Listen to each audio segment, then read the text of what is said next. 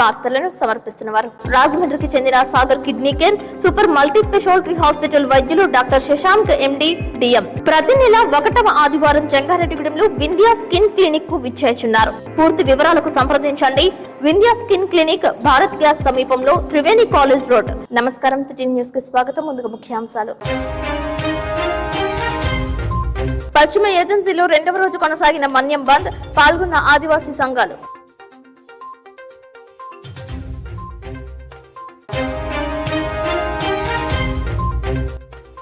జంగారెడ్డిగూడెం భగవాన్ శ్రీ శ్రీ శ్రీ వెంకటస్వామి సేవా కేంద్రంలో కన్నుల పండుగ, పౌర్ణమి పురస్కరించుకుని పల్లకి ఉత్సవం.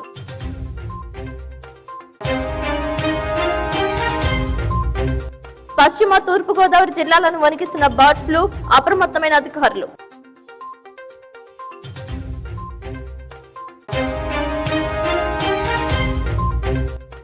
రోటరీ జంగారెడ్డిగూడెం 2025-26వ సంవత్సరం అధ్యక్ష కార్యదర్శులుగా సురేష్ ప్రవల్లిక దంపతులు నియామకం.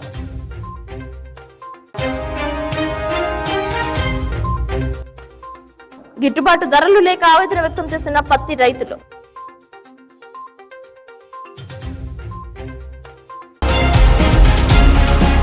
పశ్చిమ గోదావరి జిల్లాలోని పత్తి రైతులు గడ్డు కాలం ఎదుర్కొంటున్నారు. పండించిన పంటకు ధర లేక పత్తి రైతులు కుదేలవుతున్నారు. పత్తి వ్యాపారులు సిండికేట్ కావడంతో వారు నిర్ణయించిన ధరకే రైతులు పంటను అమ్ముతూ అప్పుల పాలవుతున్నారు. తెల్ల బంగారంగా పేరుగాంచిన పత్తి పంటను పండిస్తున్న తమ బ్రతుకులు మాత్రం బంగారం కావడం లేదని రైతులు ఆవేదన వ్యక్తం చేస్తున్నారు. రైతులకు సిరులు కురిపించిన పత్తి పంట నేడు ధరలు లేక వెలవెలబోతోంది. తెల్ల బంగారంగా పిలువబడుతూ సిరులు కురిపించిన పత్తి పంటకు నేడు కనీసం కూలీ రేట్లు కూడా లేకపోవడంతో రైతులు సాగు చేసిన పంటను చీరలలోనే వదిలేస్తున్నారు. వ్యాపారులు సిండికేట్ గా ఏర్పడి ధరలను అదుపులో ఉంచుకుని రైతులను నిలువులా ముంచుతున్నారు అంటూ రైతులు గగ్గోలు పెడుతున్నారు. స్థానికంగా ఉన్న వ్యాపారులు గిట్టుబాటు ధరలకు కొనరని, బయట నుంచి వచ్చిన వ్యాపారులు ఎవరైనా ధరలు పెంచితే ఊరుకోరని, అమ్మ పెట్టదు అడుక్కు తినా ఇవ్వదు అన్నట్లుగా వ్యాపారుల తీరు ఉందని రైతులు మండిపడుతున్నారు. పశ్చిమ గోదావరి జిల్లాలో బొట్టాయిగూడెం మండలంలో అధికారుల లెక్కల ప్రకారం 654 ఎకరాల్లో పత్తి పంటను సాగు చేస్తున్నారు. మండలంలో పత్తి పంటను సాగు చేస్తున్న వారిలో అధికులు గిరిజన రైతులు ఉన్నారు. అయితే ధరలపై ఎంతో ఆశతో పంటను సాగు చేసిన రైతులకు చివరకు నిరాశ మిగులుతోంది. రైతుల నుంచి 100కి 3 నుంచి 350 రూపాయల వరకు వడ్డీని వసూలు చేస్తారని, తీరా పంట చేతికి వచ్చాక వారు చెప్పిన ధరలకే పంట అమ్మాల్సిన పరిస్థితి ఎదురవుతోందని, వేరే వారు వచ్చి కొంటామంటే వ్యాపారులు అడ్డుపడతారని, దీంతో గత్యంతరం లేక వ్యాపారులు చెప్పిన ధరలకే రైతులు పంట అమ్ముకోవాల్సి వస్తుందని ఆవేదన వ్యక్తం చేస్తున్నారు. కుటుంబం అంతా కష్టపడి పనిచేస్తే పత్తి పంటలో ఎకరాకు 20 నుంచి 25 వేల రూపాయల వరకు రైతులు నష్టపోతున్నారు. కూలీ రేట్లకు అనుగుణంగా ధరలు పెంచమని వ్యాపారులను అడిగినా ప్రయోజనం లేకుండా పోతోంది. మరోవైపు పంటలో నాణ్యత లేదని వ్యాపారులు ధరలను మరింతగా దిగజారుస్తున్నారు. వ్యాపారులు గ్రామాల్లో తిరుగుతూ సొంత కాటాల్లో పంటను కొంటూ తూకాల్లోనూ మోసాలకు పాల్పడుతున్నట్లు రైతులు గగ్గోలు పెడుతున్నారు. అప్పులు చేసి పంటను సాగు చేసిన రైతులు వడ్డీలు పెరుగుతుండటంతో వచ్చిన కాడికి పంట నమ్మి అప్పులు తీరుస్తున్నారని చెబుతున్నారు. పత్తి పంటను కొనుగోలు చేసే వ్యాపారులు సిండికేట్ గా ఏర్పడి ధరలను తొక్కి పెడుతున్నారని గిరిజన రైతులు వాపోతున్నారు. క్వింటా పత్తిని స్థానిక వ్యాపారులు 6,200 రూపాయల నుంచి 6,500 రూపాయల మేర కొనుగోలు చేస్తుంటే, తెలంగాణ ఇతర ప్రాంతాల నుంచి వచ్చిన వారు 7,500 రూపాయల వరకు కొంటున్నారని, వారిని స్థానిక వ్యాపారులు అడ్డుకుంటున్నారని చెబుతున్నారు. అధికారులు స్పందించి పత్తి పంటకు గిట్టుబాటు ధర కల్పించి తమకు న్యాయం చేయాలని రైతులు వేడుకుంటున్నారు.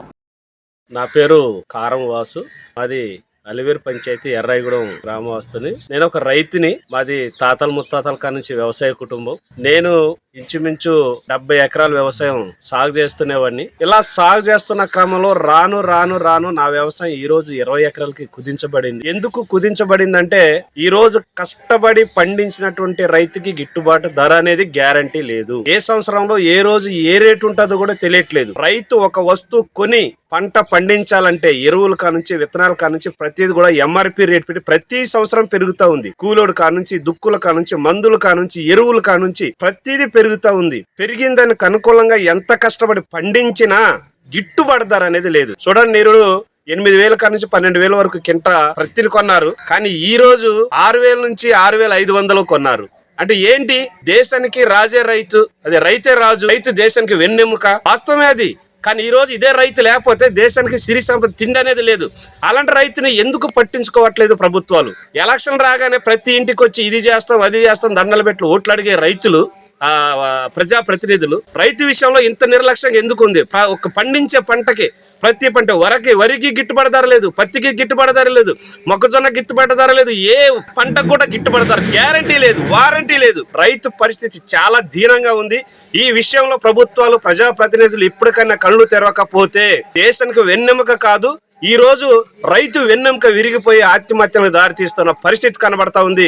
ఇప్పటికైనా ప్రతి వస్తువు మీద ఎలాగైతే గ్యారంటీ ఇస్తున్నాం, వారంటీ ఇస్తున్నాం, ఇదిగో ఎంఆర్పి రేట్ అనటం కాదు, ముందు రైతు విషయంలో అలాంటి గ్యారంటీ వారంటీలు ఇవ్వాలని చెప్పేసి ఈ సందర్భంగా ప్రజాప్రతినిధులు ప్రభుత్వాన్ని నేను డిమాండ్ చేస్తా ఉన్నాను.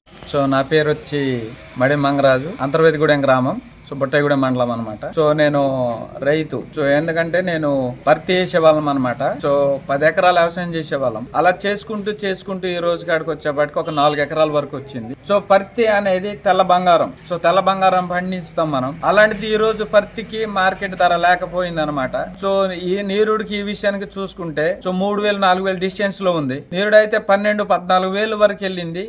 6,600 6,700 వరకే ఉంది. సో ఎక్కడ జరుగుతుంది లోపం అన్నది ఎవరికి తెలియడం లేదు. సో అది దళారుల దగ్గరే. ఇప్పుడు ఏముంది, పత్తి ప్యాకెట్ తీసుకురావాలి అనుకున్నా మా దగ్గర డబ్బులు లేక ఆయన దగ్గర పెట్టి తీసుకొస్తున్నాం. ఇవ్వాలంటే ఆయనకి ఇవ్వాలి. సో మార్కెట్ రేట్ ఎంత ఉంది అంటే నా దగ్గర ఇంతే అంటున్నారు. సో ఇప్పుడు ఎవరిని అడగాలి? సో ఇప్పుడు మనం పత్తి అనేది పండించకపోతే మనం వేసుకునే బట్టలు అక్కడి నుంచి వస్తాయి. సో రైతుని ఒక వెన్నెముక్క అంటాం, రైతే రాజు అంటాం. మరి అలాంటిది రైతే 50 రూపాయలు పెంచు 100 పెంచు అని అడుక్కోవడానికి పరిస్థితి వచ్చింది దళారుల దగ్గర. సో మధ్యవర్తులు ఎవరైతే ఉన్నారో వాళ్ళ దగ్గర ప్రతిదీ మందు ప్యాకెట్ కావచ్చు, పత్తి ప్యాకెట్లు కావచ్చు, పురుగు మందులు కావచ్చు తేవడం, నువ్వు నా దగ్గర ఇవ్వాలి, అవసరమైతే అందరు కొనే దాని మీద మనం తక్కువ ఇస్తానని డిమాండ్ చేసే కాడికి వచ్చింది. మరి ప్రభుత్వం ఏం చేస్తుంది? సో మాట్లాడాలి కదా. రైతు ఉంటేనే రైతే రాజు అంటారు. మరి ఇదే పరిస్థితి వస్తే రైతు వర్క్ తన ఫ్యామిలీని పోషించడం కోసం వేరే అడిషనల్గా వర్క్ చేయాల్సి వస్తుంది. వ్యవసాయం మానేస్తే స్వర్ణాంధ్ర 2047 విజన్ ప్రకారం 15% వృద్ధి లక్ష్యంగా పనిచేసేలా ప్రతి డిపార్ట్మెంట్కు ప్రణాళిక ఉండాలని ముఖ్యమంత్రి దిశానిర్దేశం చేశారని సమాచార శాఖ మంత్రి కొలుసు పార్థసారథి అన్నారు. ఉండవల్లిలో ఆయన మీడియాతో మాట్లాడారు. ప్రజల ఫిర్యాదుల పరిష్కారాన్ని ప్రయారిటీగా తీసుకుని త్వరితగతిన పరిష్కారం చూపించాలని ముఖ్యమంత్రి ఆదేశాలు ఇచ్చారని అన్నారు. ప్రజల నుంచి వచ్చే ఫీడ్బ్యాక్ పరిగణలోకి తీసుకుని తగు మార్పులు చేసుకుంటూ పాలన సాగించాలని ముఖ్యమంత్రి చెప్పారని తెలిపారు. ఫిర్యాదుల పరిష్కార వ్యవస్థ పనితీరుపై మరి ముఖ్యమంత్రి గారు చాలా క్రిటికల్ గా కూడా సమీక్షించడం జరిగింది. ముఖ్యంగా revenue, home, Panchayati Raj, civil supplies విభాగాల్లో ఎక్కువగా సమస్యలు ఉన్నట్లు గుర్తించడం జరిగింది. దీంట్లో కొన్ని లీగల్ గా ఉన్నా కూడా రిపీటెడ్ గా కొన్ని సమస్యలు ఎక్కువ వస్తా ఉన్నాయి. అంటే ఎక్కువగా ఉన్నాయని కాదు కానీ ఇది ప్రజా సంబంధమైన డిపార్ట్మెంట్స్ కాబట్టి దీంట్లో ఎక్కువగా వస్తా ఉన్నాయి. వాళ్ళు ఎక్కువ ఫిర్యాదులు కూడా పరిష్కరించడం జరిగింది. కాకపోతే గత 5 సంవత్సరాల్లో ఇటువంటి సమస్యలకి పరిష్కారం లభించలేదు కాబట్టి ఎక్కువగా రావడం జరుగుతుంది. వాటన్నిటిని కూడా మరి బాధ్యతగా పరిష్కరించాలని చెప్పేసి కూడా ఆదేశించడం జరిగిందని చెప్పేసి మనం చేస్తాను. అదేవిధంగా పెన్షన్ పంపిణీ, అన్న క్యాంటీన్లు, ధాన్యం కొనుగోలు, దేవాలయ సేవలపై ప్రజల అభిప్రాయాన్ని సేకరించడం జరిగింది. ఐఎన్పిఆర్ డిపార్ట్మెంట్ ప్రత్యేకంగా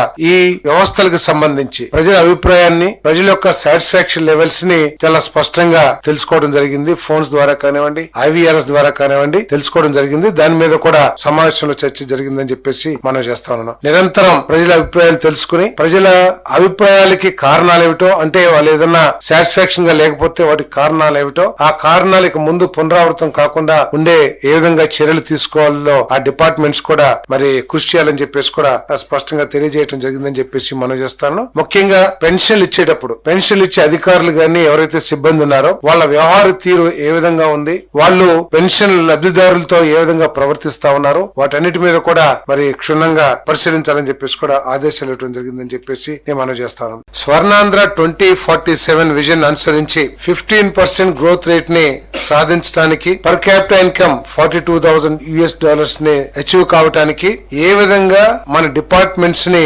మెరుగుపరుచుకోవాలో దాని మీద బలంగా ఆలోచించాలి. ఆ విధంగా పనితీరును మార్చుకోవాలని చెప్పేసి కూడా మరి అదే లక్ష్యంగా పనిచేయాలని చెప్పేసి కూడా స్పష్టం చేయడం జరిగిందని చెప్పేసి మనం చేస్తాను. మరి 2047 నాటికి ఆంధ్రప్రదేశ్ జిఎస్టిబి $2.4 ట్రిలియన్ ఆర్థిక వ్యవస్థగా మార్చాలని, తలసరి ఆదాయం $42,000 పెంచాలని లక్ష్యం. 25-26 బడ్జెట్ బడ్జెట్ ని అభివృద్ధికి దోహదపడేలా రూపొందించాలని చెప్పేసి సూచించడం జరిగిందని చెప్పేసి మనం చేస్తాను. ఎందుకంటే 25-26 బడ్జెట్ తయారు కాబోతా ఉంది. కేంద్ర ప్రభుత్వం నుంచి ఎంత ఎక్కువగా మనం నిధులు రాబట్టుకోగలిగితే అంత బాగుంటుంది. కేంద్ర ప్రభుత్వం దగ్గర మిగిలిపోయిన నిధులు కూడా ఉండే అవకాశం ఉంటుంది. కాబట్టి వాటన్నిటిని అందిపుచ్చుకోవటానికి మంత్రులు కానివ్వండి, సెక్రటరీస్ కానివ్వండి కృషి చేయాలని చెప్పేసి కూడా చాలా స్పష్టంగా చెప్పడం జరిగిందని చెప్పేసి మనం చేస్తాం. మరి తెలంగాణతో పోలిస్తే జిఎస్డిపిలో 87,000 కోట్ల లోటు ఉందని, కొనుగోలు శక్తిని పెంచాలని పేర్కొన్నారు. జిఎస్డిపి లక్ష్యాన్ని చేరుకోవడానికి వ్యూహాత్మక విధానం అవసరం అని చెప్పేసి కూడా ముఖ్యమంత్రి గారు చర్చలో అభిప్రాయపడ్డారని చెప్పేసి కూడా సందర్భంగా నేను తెలియజేస్తాను. మరి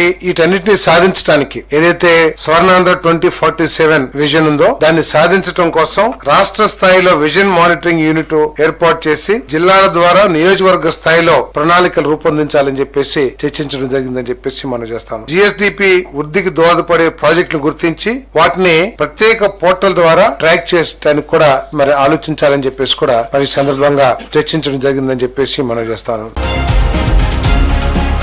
రోటరీ జంగారెడ్డిగూడెం 2025-26 అధ్యక్ష కార్యదర్శులుగా పెనుమర్తి సురేష్ బాబు దంపతులు నియమితులయ్యారు.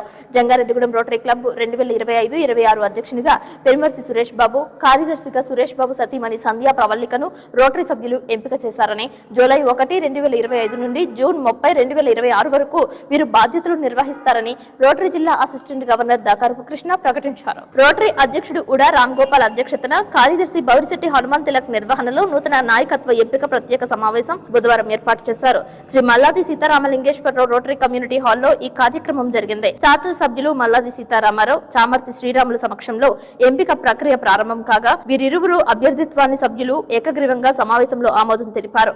42వ కార్యవర్గానికి నాయకత్వం వహించనున్న పెనుమర్తి సురేష్ బాబు ప్రవల్లికలను వారి ఎంపికను పురస్కరించుకుని ఎంఎస్ఆర్ అభినందించారు. రోటరీ జంగారెడ్డిగూడెం ప్రస్థానాన్ని కొనసాగించేందుకు నూతన కార్యవర్గానికి సభ్యులందరి సంపూర్ణ మద్దతు ఉంటుందని చామర్తి శ్రీరాములు తెలిపారు. సమాజానికి రోటరీని మరింత దగ్గర చేసే దిశగా 4 దశాబ్దాల స్ఫూర్తిని నిలిపే విధంగా సురేష్ బాబు నాయకత్వం ఉండాలని తెలిపారు. తమ దంపతుల మీద రోటరీ నాయకత్వం ఉంచిన నమ్మకాన్ని నిలబెట్టుకునే రీతిలో తమ పనితీరు ఉంటుందని, రోటరీ జంగారెడ్డిగూడెం నిర్దేశిత లక్ష్యాలు చేరుకునే క్రమంలో సభ్యులు సమాజ సహకారాన్ని తీసుకుంటామని పెనుమర్తి సురేష్ బాబు అన్నారు. తమను ఎన్నుకున్న క్లబ్ సభ్యులకు కృతజ్ఞతలు తెలిపారు. కాగా సేంద్రియ వ్యవసాయం, కూరగాయల ఉత్పత్తి రైతుగా సమాజానికి వివిధ సంస్థల ద్వారా సేవలందించి ప్రస్తుతం నిమ్మకాయల రైతు సంఘం ఉపాధ్యక్షుడిగా సేవనందిస్తున్న సురేష్ బాబు కృషిని గుర్తించి మరింతగా సేవనందించగలిగే శక్తినిస్తూ రోటరీ అధ్యక్షుడిగా ఎంపిక చేసి రోటరీ నుండి సభ్యులు అందించారని, సురేష్ బాబు సతీమణి సంధ్యా ప్రవల్లిక కార్యదర్శిగా ఎంపిక కావడం అభినందనీయమని దాకారపు కృష్ణ అన్నారు. ఈ కార్యక్రమంలో గడిత ఆనందప్రసాద్, కేఎల్ఎన్ ధనకుమార్, కొమ్ముకూరి నాగేశ్వరరావు తదితరులు పాల్గొన్నారు.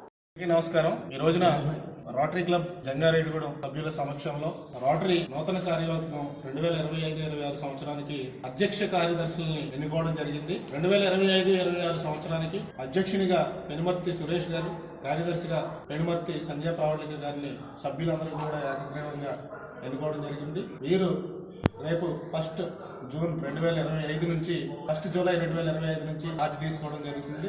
ఈ యొక్క టర్మ్ అంతా కూడా 30th జూన్ 2026 వరకు కూడా అధ్యక్ష కార్యదర్శులుగా కొనసాగుతారు. గత 42 సంవత్సరాలుగా రోటరీ క్లబ్ జంగారెడ్డిగూడెం మరియు పరిసర ప్రాంతాల్లో ఎన్నో సామాజిక సేవా కార్యక్రమాల ద్వారా ప్రజలకు అనేక సేవా కార్యక్రమాలు చేయడం జరుగుతుంది. అదే సేవా స్ఫూర్తిని 2025-26 సంవత్సరానికి ఈ నూతన కార్యవర్గం కూడా తీసుకుని సమాజానికి మరిన్ని సేవలు అందిస్తారని మనస్ఫూర్తిగా కోరుకుంటూ సెలవు తీసుకుంటాం. నమస్కారం అండి. ఈ రోజున రోటరీ నూతన కార్యవర్గం 2025-26కి కొత్తగా ప్రెసిడెంట్ని ఎన్నుకోవడం జరిగింది. పెనుమర్తి సురేష్ కుమార్ గారిని, అలాగే సెక్రటరీ గారిగా పెనుమర్తి సంధ్యా ప్రవల్లిక గారిని ఎన్నుకోబడింది. సభ్యులందరూ ఏకగ్రీవంగా ఎన్నుకున్నాం. ఆల్ ద బెస్ట్ సురేష్ గారు. థ్యాంక్స్. ఈరోజు గౌరవ శ్రీ రోటరీ క్లబ్ ఎవరైతే గౌరవ పెద్దలు అందరూ ఉన్నారో వారందరూ కూడా నా మీద ఎంతో నమ్మకంతో చాలా బాధ్యతాయుతమైన 2025-26 ప్రెసిడెంట్ పదవిని అప్పగించారు. అంతేకాకుండా సెక్రటరీగా మా మిసెస్ సంధ్యా ప్రవళిక గారిని కూడా వారు ఎన్నుకొని మాకు చాలా గొప్ప బాధ్యత అప్పచెప్పారు. ఈ కార్యక్రమాన్ని వారి యొక్క ఎవరైతే సీనియర్స్ అందరూ ఉన్నారో వారి యొక్క ఆశీస్సులు, అనుభవాలు తీసుకుని చక్కగానే కార్యక్రమాలు చేసుకుంటూ సమాజానికి ఉత్తమ సేవలు అందిస్తూ వారి యొక్క ఆశీస్సులతో చక్కగా ముందుకెళ్తూ మంచి పేరు పరిస్థితి తీసుకొచ్చేలాగా వారందరికీ కూడా గౌరవాన్ని నింపేలాగా సమాజానికి మంచి సేవలు అందించేలాగా చేస్తామని మనస్ఫూర్తిగా తెలియపరుస్తూ కృతజ్ఞతలు తెలియపరుస్తున్నాం. జంగారెడ్డిగూడెం మండలం గురవైగూడెం అయ్యప్ప స్వామి ఆలయం నందు బుధవారం సందర్భంగా హరిహరసుతుడు విల్లాలి వీరుడు అయ్యప్ప స్వామి మూల విరాట్ కు పంచామృత అభిషేకం చేశారు. ఆలయ అర్చకులు అయ్యప్ప చారిటబుల్ ట్రస్ట్ సభ్యులు ఆధ్వర్యంలో స్వామివారికి విశేష కైంకర్యాలు నిర్వహించారు. స్వామియే శరణమయ్యప్ప శరణు ఘోషతో ఆలయం ఆధ్యాత్మికతను సంతరించుకుంది. స్వామివారికి విశేష హారతులు అర్పించారు.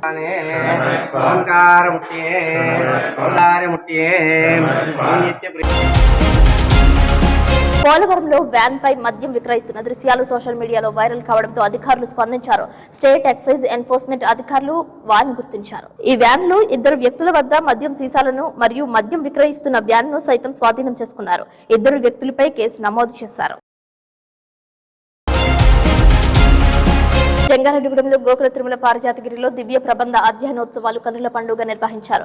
గోకుల తిరుమల పారిజాతగిరి వెంకటేశ్వర స్వామి వారి దేవస్థానంలో బుధవారం నుండి 3 రోజుల పాటు దివ్య ప్రబంధ అధ్యయన ఉత్సవాలు నిర్వహిస్తున్నామని కార్యనిర్వహణాధికారి మాణికల రాంబాబు తెలిపారు. ఈ సందర్భంగా ప్రతిరోజు ఉదయం సాయంత్రం నమ్మల్వార్ అనుగ్రహించిన తిరువాయమోజీ ప్రబంధం సేవా కాలం పారాయణం నిర్వహిస్తారని, శుక్రవారం సాయంత్రం నమ్మల్వార్ పరమ పదోత్సవంతో అధ్యయనోత్సవాలు పూర్తవుతాయని, ద్వారక తిరుమలకు చెందిన నల్లాన్ చక్రవర్తుల పార్థసారథ ఆచార్యులు ఈ పారాయణంలో పాల్గొంటారని కార్యనిర్వహణాధికారి తెలియజేశారు.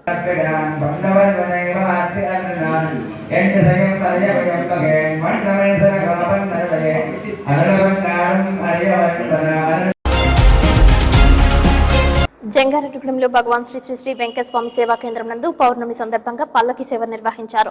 ఆశ్రమ సభ్యుల ఆధ్వర్యంలో నిర్వహించిన ఈ కార్యక్రమంలో భక్తులు భారీ స్థాయిలో పాల్గొన్నారు. తొలుత స్వామివారికి సుప్రభాత సేవ, అర్చన, అష్టోత్తర పూజలు చేశారు. వివిధ రకాల హారతులు అర్పించారు. నైవేద్యాలను సమర్పించారు. ఓం నారాయణ ఆదినారాయణ పారాయణాన్ని ఆలపించారు. వివిధ రకాల ద్రవ్యాలతో దుని పూజలు చేశారు. ప్రతి పౌర్ణమి పర్వదినాన వెంకటస్వామి వారికి పల్లకి సేవ నిర్వహించనున్నట్లు ఆశ్రమ సభ్యులు తెలిపారు.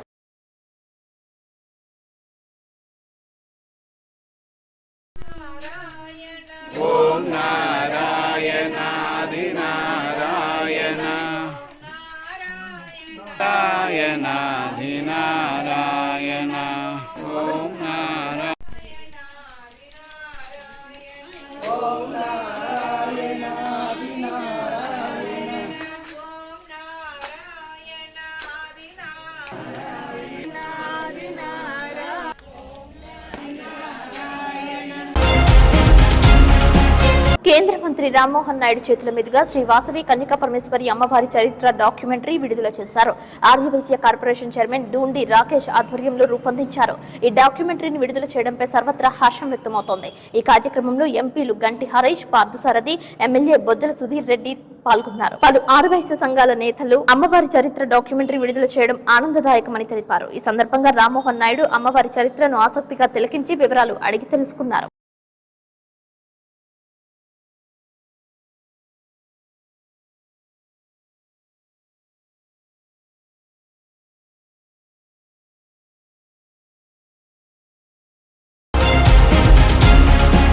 ఇప్పుడు కాసేపు ప్రకటనలు చూస్తూనే ఉండండి సిటీ న్యూస్. రాజమండ్రికి చెందిన Sagar kidney care super multi speciality hospital వైద్యులు డాక్టర్ శశాంక్ ఎండి డిఎం అన్ని రకాల కిడ్నీ వ్యాధులు, బీపీ, షుగర్ మరియు జనరల్ మెడిసిన్ సమస్యలు చూడబడును. ప్రతి నెల 1వ ఆదివారం జంగారెడ్డిగూడెంలో వింధ్యా స్కిన్ క్లినిక్ కు విచ్చేస్తున్నారు.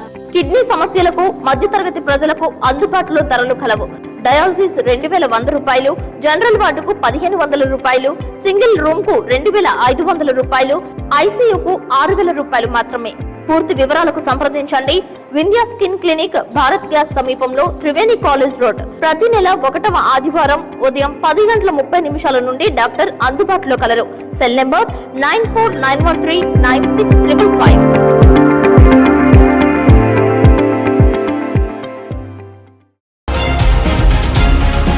Welcome back. రేపటికి కొత్త ప్రభుత్వం అధికారంలోకి వచ్చి 8 నెలలు అవుతోందని, గడిచిన 5 ఏళ్ల వైసీపీ పరిపాలనను ప్రజలు అంగీకరించలేదని ముఖ్యమంత్రి చంద్రబాబు నాయుడు అభిప్రాయపడ్డారు. ఈ సందర్భంగా ఆయన విలేకరులతో మాట్లాడుతూ మనపై విశ్వాసం ఉంచి భారీ మద్దతు ఇచ్చారని తెలిపారు. ప్రతిసారి ప్రభుత్వం ఏర్పాటు చేసినప్పుడల్లా ఏదో ఒక సవాల్ ఉంటుందని, 1-2 కాదని ఇన్ని సవాళ్లు ఎదుర్కోవడం ఇదే తొలిసారని అన్నారు. 7 శ్వేతపత్రాలు విడుదల చేశామని, నిర్వీర్యమైన వ్యవస్థలను గాడిలో పెట్టేందుకే ప్రజలు అధికారం ఇచ్చారని అన్నారు. పరిపాలనను గాడిలో పెట్టే ప్రయత్నం చేశామని తెలిపారు. డిపార్ట్మెంట్ లో ఇంటిగ్రేషన్ గానీ, ఎఫెక్టివ్ కోఆర్డినేషన్ గానీ, దాన్ని ఎగ్జిక్యూషన్ చేయాల్సిన బాధ్యత మన మీద అందరి మీద ఉంది. Once in 3 months collectors conference పెట్టుకుంటున్నాం. అదే సమయంలో various tribes once in 20 days or 15 days cabinet meetings పెట్టుకుంటున్నాం. అజెండా అవన్నీ చేస్తున్నాం. డిపార్ట్మెంట్స్ అన్ని రివ్యూ చేస్తున్నాం. అప్పుడప్పుడు కాంప్రహెన్సివ్ సమీక్షలు కూడా చేసుకుంటూ అందరం కూడా ఎఫెక్టివ్ గా ఒక కోహెసివ్ గా ముందుకు పోవడానికి ఇలాంటి కార్యక్రమాలు మనకు వస్తాయి. ఇక ఈ brain storming session, I can say it is a brain storming session and reorienting hour cells.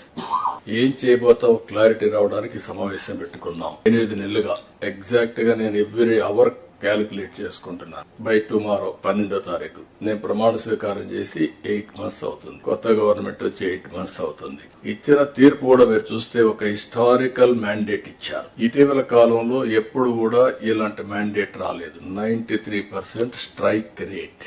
93% strike rate వచ్చిందంటే ఇక్కడుండే all of us including secretary గడిచిన 5 సంవత్సరాల పరిపాలన ప్రజలు యాక్సెప్ట్ చేయలేదు. అందుకనే టోటల్ గా రిజెక్ట్ చేసి మళ్లీ ఒక న్యూ హోప్స్ పెట్టుకొని ముందుకు వచ్చే పరిస్థితికి వచ్చారు.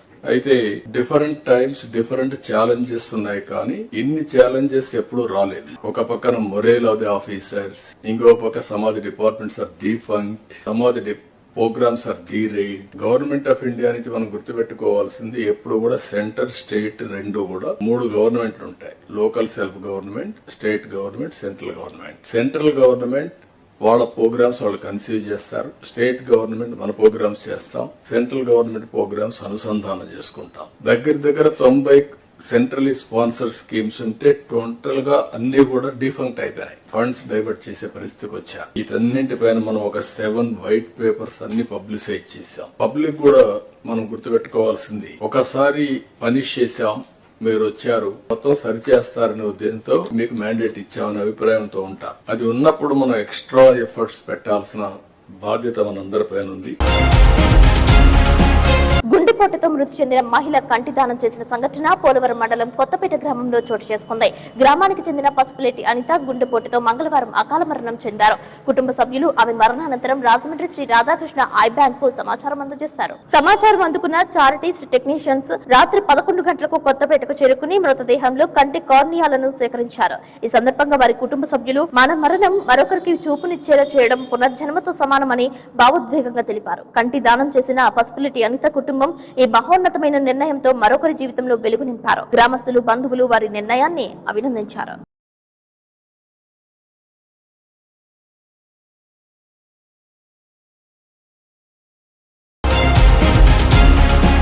పశ్చిమ గోదావరి జిల్లా తణుకు మండలం వేల్పూర్లో ఒక కోళ్ల ఫారంలో బర్డ్ ఫ్లూ వ్యాధి నిర్ధారణ కావడంతో అధికారులు అప్రమత్తమయ్యారు. జిల్లా కలెక్టర్ ఆదేశాలతో వేల్పూర్లో కోళ్ల ఫారంల చుట్టూ శానిటేషన్ చేస్తున్నారు. మరోవైపు చికెన్ దుకాణదారులకు చికెన్ అమ్మవద్దు అంటూ పంచాయతీ అధికారులు నోటీసులు ఇచ్చారు. గ్రామంలో కోళ్ల మాంసం తినవద్దు అంటూ హెచ్చరిక ఫ్లెక్సీలు ఏర్పాటు చేశారు. అదేవిధంగా మైక్ లో బర్డ్ ఫ్లూ కోసం ప్రచారం చేస్తున్నారు. ఈ సందర్భంగా మండల అభివృద్ధి అధికారి లోహిత్ జయసాగర్ మాట్లాడుతూ బర్డ్ ఫ్లూ సోకిన ప్రాంతం నుండి కిలోమీటర్ వరకు ఇన్ఫెక్టెడ్ జోన్ గా, అక్కడి నుండి 10 కిలోమీటర్లు అలర్ట్ జోన్ గా చేయడం జరిగిందని తెలిపారు. ఎక్కడ చికెన్, పౌల్ట్రీ ప్రాజెక్ట్స్ అమ్మకూడదని ఆదేశించారు. షాపులు మూయించేశారు. అందరికీ నమస్కారం. ఈరోజు మనకి సిఇఓ గారి దగ్గర నుండి వచ్చిన ఇన్స్ట్రక్షన్స్, కలెక్టర్ గారి దగ్గర వచ్చిన ఇన్స్ట్రక్షన్స్ ఏంటంటే, మన వెల్పూర్ పంచాయతీలో ఒక ఫామ్లో ఇన్ఫెక్షన్ ఉంది. సో పౌల్ట్రీ ప్రొడక్ట్స్ ఇవేయన్నా సరే మన మండలంలో అమ్మడం నిషేధం అని క్లియర్ కట్గా చెప్పమన్నారు. సో దానికి సంబంధించి మన మండలంలో మనం ఈ పౌల్ట్రీస్ ఏవైతే ఉన్నాయో అక్కడ బ్లీచింగ్ పౌడర్ ఇవన్నీ వేస్తున్నాము. అట్ ద సేమ్ టైం ఈ ఇన్ఫెక్షన్ ఎక్కడైతే వచ్చిందో అక్కడ 1 కిలోమీటర్ ఇన్ఫెక్టెడ్ జోన్ కింద, 0 to 10 కిలోమీటర్స్ సర్వేలెన్స్ జోన్ కింద డిక్లేర్ చేయడం జరిగింది. సో ఇప్పుడు మనం మన పంచాయతీ తరఫున ఎక్కడెక్కడైతే ఈ మీట్ సెల్లింగ్ షాప్స్ ఉన్నాయో, చికెన్ అవన్నీ ఎక్కడైతే అమ్ముతారో వాళ్ళకి నోటీసులు పంపడం జరిగింది. ఈ పౌల్ట్రీకి సంబంధించిన పౌల్ట్రీ కానీ పౌల్ట్రీ ప్రొడక్ట్స్ కానీ ఇవేవి అమ్మకూడదు, 21 డేస్ అమ్మకూడదు అని చెప్పి మనకి హయ్యర్ అథారిటీస్ నుండి తెలుసుకోవడం జరిగింది. సో అది మేము పబ్లిక్ కి ఇన్ఫార్మ్ చేసేలాగా మైక్స్ లో అనౌన్స్మెంట్స్ కూడా ఇప్పిస్తున్నాం. సో మన వెలుపూరులో ఉన్న ఫామ్ లో బర్డ్ ఫ్లూ అనేది వచ్చిందని చెప్పి మనకి హయ్యర్ అథారిటీస్ నుండి ఇన్ఫర్మేషన్ వచ్చింది. సో ఇలా బర్డ్ ఫ్లూ అని వచ్చింది కాబట్టి మనం ముందు జాగ్రత్తలు తీసుకోవాలి. కాబట్టి 0 to 1 కిలోమీటర్ ఇన్ఫెక్టెడ్ జోన్ కింద, అలాగే 0 to 10 కిలోమీటర్స్ అన్నది సర్వేలెన్స్ జోన్ కింద డిక్లేర్ చేసి కంటిన్యూస్ గా మానిటర్ చేయాలని మేము పంచాయతీలో ఉన్న అన్ని పౌల్ట్రీ అమ్మే షాప్స్ కి నోటీసెస్ కూడా పంపించడం జరిగింది. సో మన మండల్లో ఎక్కడ పౌల్ట్రీ గానీ పౌల్ట్రీకి సంబంధించిన ప్రొడక్ట్స్ గానీ అమ్మకూడదని మన హైర్ అథారిటీస్. తూర్పు గోదావరి జిల్లా నిడదవోలు నియోజకవర్గం పెరవలి మండలం కానూరు అగ్రహారం గ్రామంలో కోళ్ల ఫామ్లో బర్డ్ ఫ్లూ వల్లనే కోళ్లు చనిపోతున్నట్లు నిర్ధారణ కావడంతో రెడ్ జోన్ గా అధికారులు ప్రకటించారు. కానూరు అగ్రహారంలో రామకృష్ణ పౌల్ట్రీ, మహాలక్ష్మి పౌల్ట్రీస్ 2 కోళ్ల శాంపిల్స్ ను పూణె ల్యాబ్ కు పంపించగా బర్డ్ ఫ్లూ నిర్ధారణ అయింది. ఆ గ్రామంలో మెడికల్ అధికారులు హై అలర్ట్ అయ్యారు. ఆయా కోళ్ల ఫారాల నందు మిగిలి ఉన్న కోళ్లను కాకినాడ నుంచి వచ్చిన పశుసంవర్ధక శాఖ ప్రత్యేక బృందం పీపీటీ కిట్లు ధరించి కోళ్లకు మత్తు మందిచ్చి వాటిని చంపిన తర్వాత జేసీబీతో ప్రత్యేక గోతులను తవ్వించి ఖననం చేస్తున్నారు. కానూరు అగ్రహారాన్ని రెడ్ జోన్ గా ప్రకటించి చుట్టుపక్కల 10 కిలోమీటర్ల వరకు సర్వేలెన్స్ జోన్ గా ప్రకటించారు. ఆయా ప్రాంతాల్లో చికెన్ షాపులు మూసివేశారు. కోడిగుడ్లు విక్రయాలను నిషేధించారు. కానూరు అగ్రహారంలో వైద్యాధికారులు 4 బృందాలుగా ఏర్పడి డోర్ టు డోర్ సర్వే నిర్వహిస్తున్నారు. దగ్గు, జ్వరం, జలుబు వంటి లక్షణాలు ఎవరికైనా ఉంటే వారు వైద్య పరీక్షలు చేయించుకోవాలని తెలిపారు. గ్రామంలో ప్రత్యేక వైద్య శిబిరాన్ని ఏర్పాటు చేసి గ్రామస్తులకు వైద్య పరీక్షలు నిర్వహిస్తున్నామని తెలిపారు.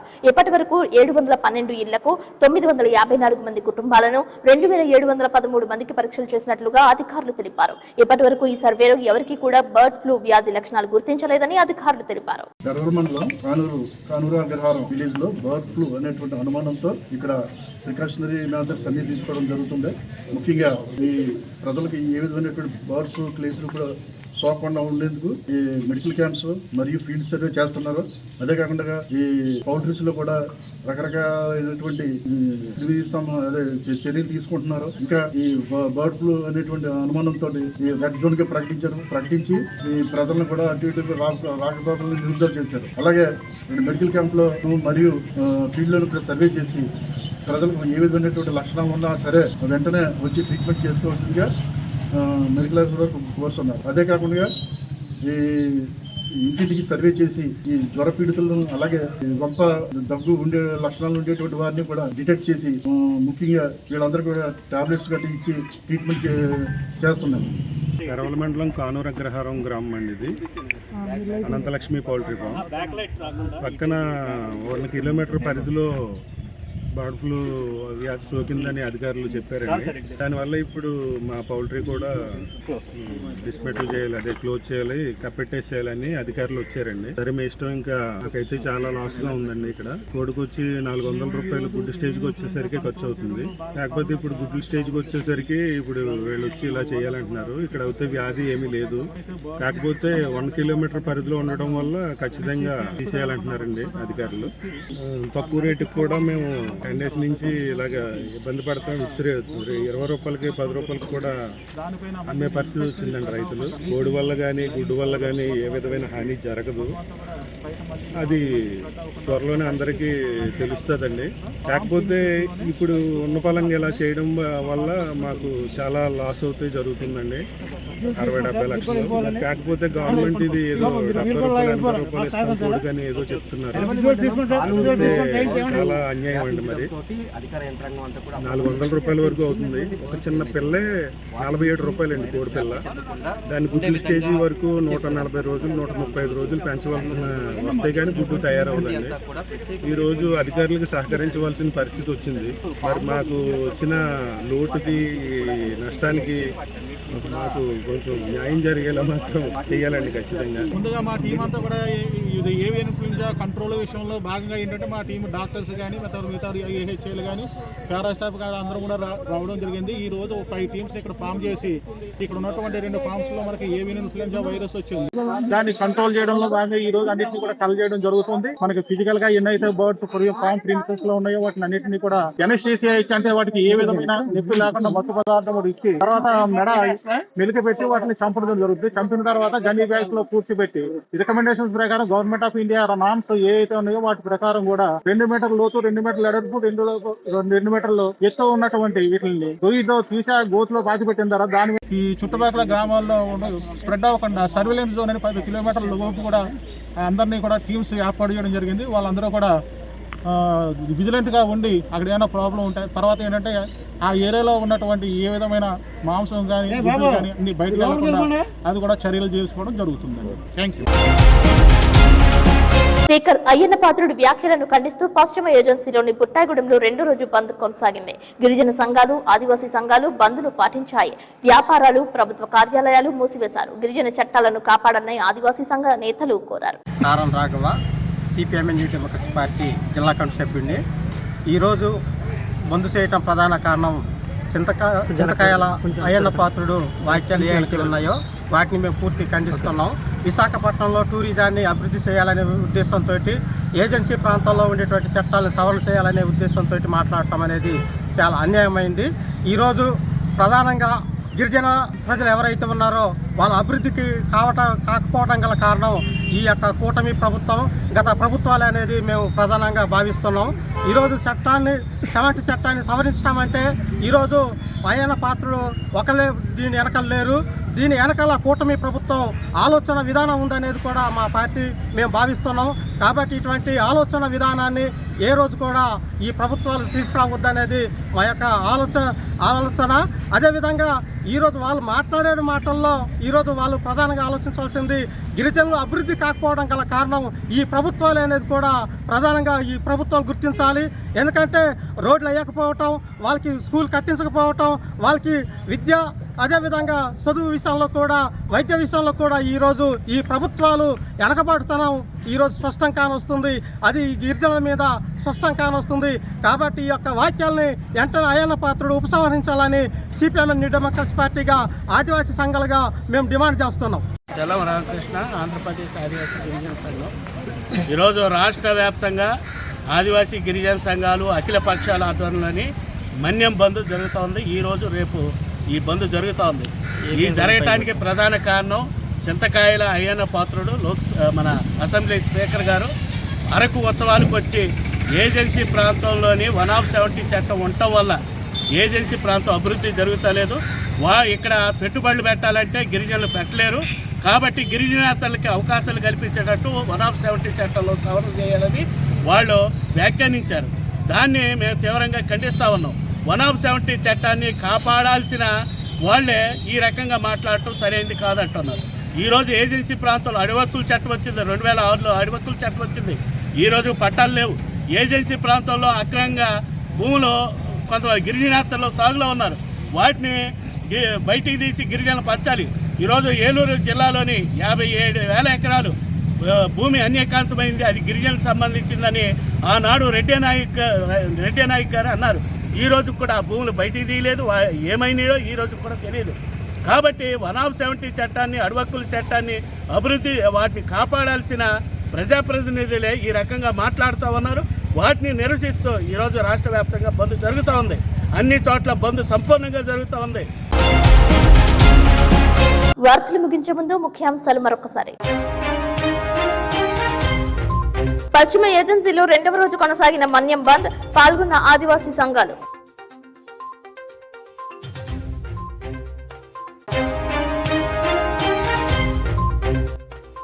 జంగారెడ్డిగూడెం భగవాన్ శ్రీ శ్రీ శ్రీ వెంకటస్వామి సేవా కేంద్రంలో కన్నుల పండుగ, పౌర్ణమి పురస్కరించుకుని పల్లకి ఉత్సవం.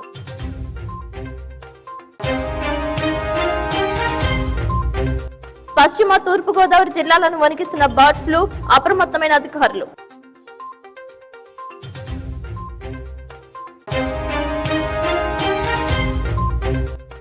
రోటరీ జంగారెడ్డిగూడెం 2025-26వ సంవత్సరం అధ్యక్ష కార్యదర్శులుగా సురేష్ ప్రవల్లిక దంపతులు నియామకం.